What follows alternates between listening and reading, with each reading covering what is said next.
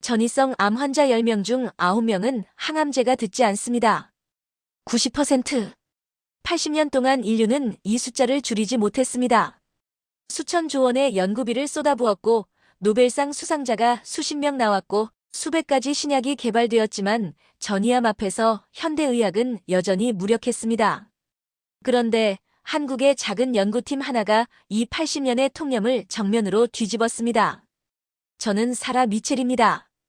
월스트리트 저널에서 15년간 제약 및 바이오 산업을 취재해온 수석 에디터입니다.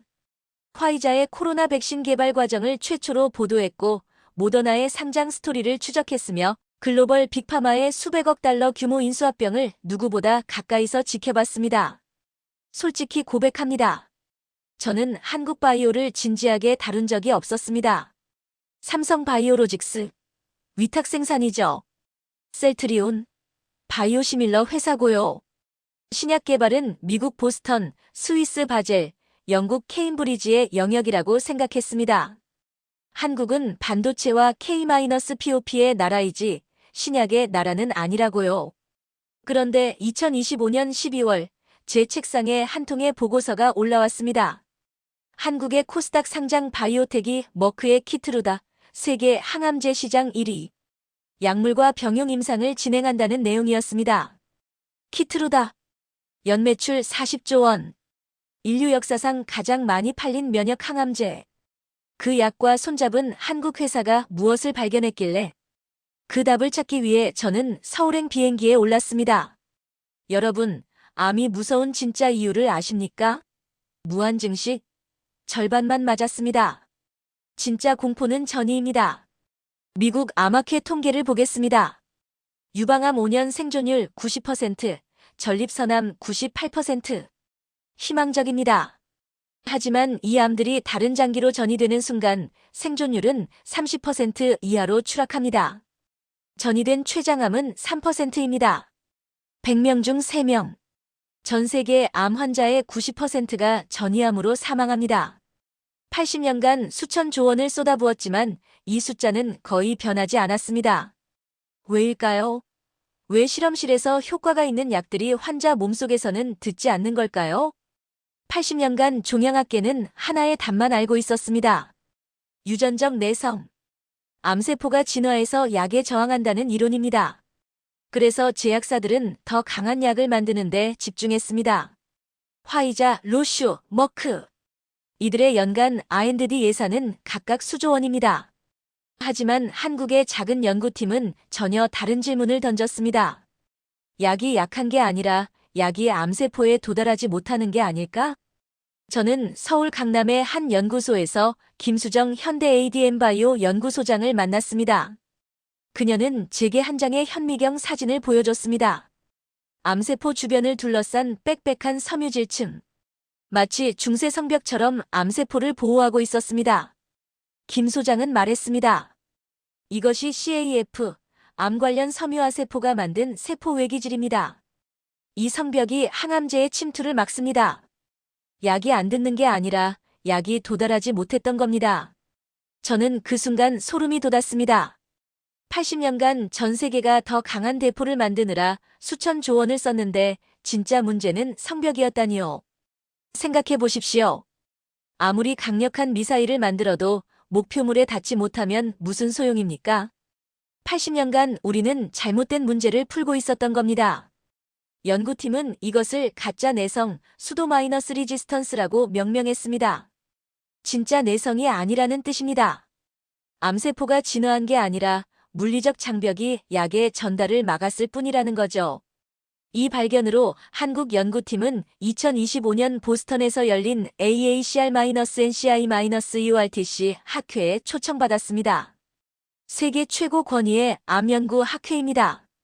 노벨상 수상자들이 즐비한 종양학의 올림픽 같은 곳이죠. 그곳에서 한국의 연구가 발표되었습니다. 80년 패러다임에 정면 도전하는 내용이었습니다. 그렇다면 해답은 무엇일까요? 성벽을 허무는 것입니다. 그 열쇠의 이름이 페니트리움입니다.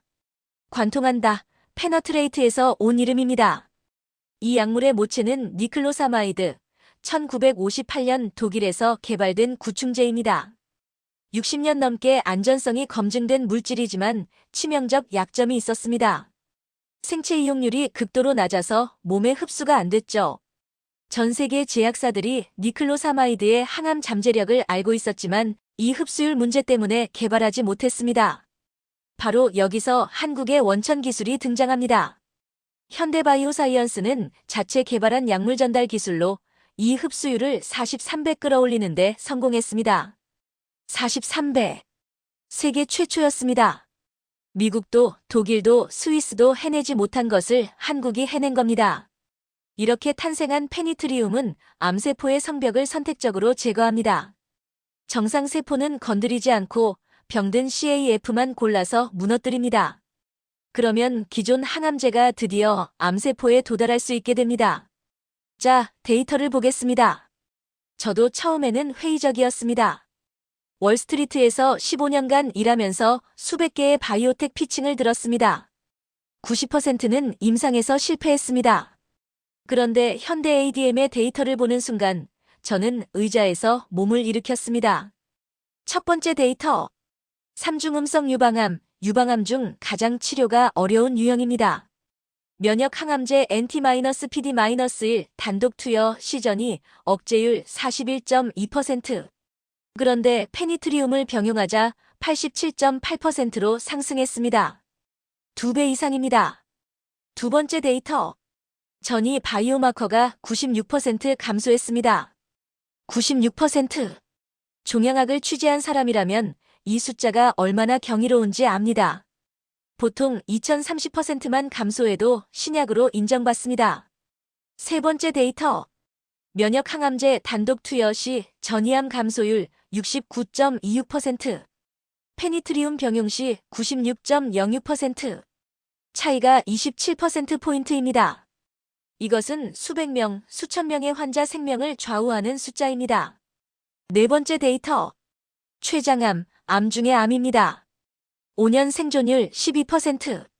표준 항암제 젬시타빈의 절반 용량만 사용하고 페니트리움을 병용했을 때 전체 용량과 동일한 효과를 냈습니다. 항암제를 절반만 써도 같은 효과. 이것이 환자에게 무엇을 의미하는지 아십니까? 탈모, 메스꺼움, 면역력 저하, 이 모든 부작용을 절반으로 줄일 수 있다는 뜻입니다. 그런데 제가 정말 주목한 건 다섯 번째 데이터였습니다. 2026년 2월 한국 연구팀은 세계 최초로 환자 유래 오가노이드 실험을 통해 가짜 내성의 유전적 기전을 규명했습니다. 오가노이드, 환자의 실제 암 조직에서 배양한 미니 장기입니다. 동물 실험보다 인체에 훨씬 가까운 모델이죠. 배양이 매우 어렵고 비용도 많이 들어서 일부 선진국 연구소에서만 시도합니다. 한국 연구팀은 췌장암 환자 유래 오가노이드의 유전자를 분석했습니다. 페니트리움을 투여하자 성벽을 구성하는 핵심 유전자들의 발현량이 급격히 감소했습니다. 콜라겐 유전자 COL1A1, COL1A2, 피브로넥틴 유전자 FN1입니다. 성벽이 허물어진 겁니다. 유전자 수준에서 증명된 거죠. 그리고 더 놀라운 것은 성벽이 무너진 후 페니트리움이 암세포의 에너지 생산 시스템까지 차단했다는 사실입니다. 미토콘드리아 관련 유전자 HK, EN5를 동시에 억제했습니다. 성벽을 무너뜨린 뒤 적군의 식량 보급로까지 끊어버린 겁니다. 연구팀은 이것을 대사적 기아 상태라고 명명했습니다. 오가노이드 실험에서 페니트리움과 표준 항암제 병용 시 암세포 생존율은 0%였습니다. 0%. 하지만 연구팀은 여기서 멈추지 않았습니다. 자연 발생 전이암이 있는 반려견 실험에서 전이 병변 감소율이 원발 종양보다 1.47배 높았습니다. 전이암에 더 강한 효과를 보인 겁니다. 80년간 인류가 풀지 못한 전이암의 벽을 한국이 뚫기 시작했습니다. 저는 여기서 한 발짝 물러서서 생각했습니다. 어떻게 이게 가능했을까? 화이자 연간 R&D 예산 130억 달러, 로슈 140억 달러, 머크 120억 달러. 미국 국립보건원 NIH의 연간 암 연구 예산만 70억 달러, 한화로 10조 원입니다. 그런데 이 발견을 한 곳은 한국의 코스닥 상장 중소기업입니다. 빅파마 하나의 분기 예산에도 미치지 못하는 규모의 회사가 80년의 패러다임을 뒤집었습니다. 김수정 소장은 이렇게 말했습니다. 우리는 처음부터 다른 질문을 던졌습니다. 다른 회사들이 더 강한 약을 만들 때 우리는 왜 약이 도달하지 못하는지를 물었습니다. 다른 질문. 이것이야말로 혁신의 시작입니다. 모든 사람이 한 방향을 볼 때 다른 방향을 볼 수 있는 용기. 80년간 쌓인 정설에 반기를 들 수 있는 담력. 그리고 누구도 가지 않은 길을 걸어갈 끈기. 그리고 이 회사에는 무기가 있었습니다. 약물 전달 기술. 2020년 코로나 팬데믹 당시 이 기술로 경구용 치료제 제프티를 개발해 네이처 커뮤니케이션즈에 임상 결과를 게재했습니다. 세계 최고 학술지에 한국 치료제가 실린 겁니다. 하지만 그들은 여기서 멈추지 않았습니다. 코로나가 끝난 후 더 큰 적에게 눈을 돌렸습니다. 암. 매년 전 세계 1,000만 명의 목숨을 앗아가는 질병. 그리고 그들이 찾아낸 가짜 내성 개념이 AACR에 채택되면서 종양학 역사에 한국이라는 이름이 새겨졌습니다. 이제 미래를 이야기하겠습니다. 2025년 3월 전립선암 임상 일상 승인. 2025년 12월 3중 음성 유방암과 비소세포 폐암 환자 대상 페니트리움과 키트루다 병용 임상 일상 최종 승인. 키트루다. 전 세계 항암제 매출 1위. 2024년 기준 연매출 약 300억 달러, 한화로 약 40조 원입니다. 머크의 초대형 블록버스터입니다. 이 약과 한국의 페니트리움이 결합합니다. 월가의 애널리스트들이 주목하는 이유가 바로 이것입니다. 키트루다는 이미 검증된 약입니다. FDA 승인을 받았고 수백만 명의 환자에게 투여되었고 효과와 안전성이 입증되었습니다. 그런데 페니트리움과 병용하면 효과가 2배 이상 증가한다는 비임상 데이터가 나왔습니다. 만약 이것이 임상에서 재현된다면 시장 판도가 완전히 바뀝니다. 현대 ADM-바이오는 이후 췌장암, 유방암, 폐암 등 주요 고형암으로 글로벌 임상을 확대할 계획입니다. 그리고 이 기전은 암뿐 아니라 류마티스, 관절염 같은 자가 면역 질환에도 적용 가능하다는 연구가 나오고 있습니다. 하나의 발견이 의학의 여러 영역으로 번져가고 있습니다. 저는 15년간 월스트리트에서 수백 건의 바이오 딜을 봤습니다. 90% 이상의 신약 후보가 임상에서 탈락합니다. 일부는 성공했습니다. 그리고 극소수만이 역사를 바꿨습니다. 페니실린, 인슐린, 면역 항암제처럼요. 현대 ADM의 페니트리움이 어디에 속할지는 아직 모릅니다. 임상 1상, 2상, 3상의 긴 여정이 남아있고 그 과정에서 예상치 못한 장벽을 만날 수 있습니다. 하지만 한 가지는 확실합니다. 이들은 이미 올바른 질문을 던졌습니다. 그리고 그 질문에 답할 기술을 가지고 있습니다. 80년간 전 세계가 더 강한 무기만 찾을 때 한국은 성벽을 발견했습니다. 모든 사람이 한 방향을 볼 때 다른 방향을 본 겁니다.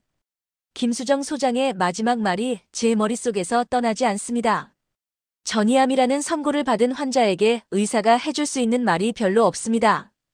완화 치료를 받으십시오. 남은 시간을 준비하십시오. 이런 말들 뿐입니다. 우리는 그 의사에게 새로운 문장을 하나 더 주고 싶습니다.